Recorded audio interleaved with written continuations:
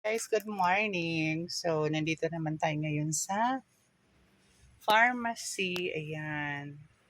Ito lang yung loob ng pharmacy, guys. Makikita nyo.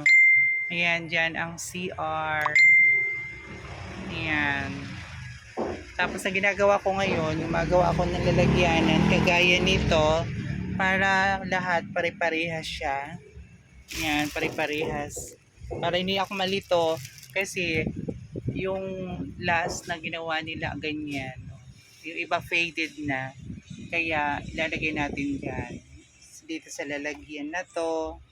Para maging organized. Ayan. So guys, ang dami ko pang gagawin dito. Maglilinis pa ako. Mag-arrange ng shelves. Kung ano-ano. Ayan. So yan lang dito yung ating pharmacy. Tapos near tayo dito sa kalsada. Ayan. So makikita natin na may mga dumadaan na sasakyan, tricycle, jeep at kung ano-ano pa. So yan guys, ito yung pharmacy na kung saan dito ako nag-work.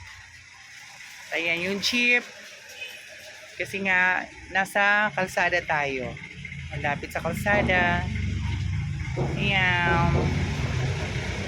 Thank you guys.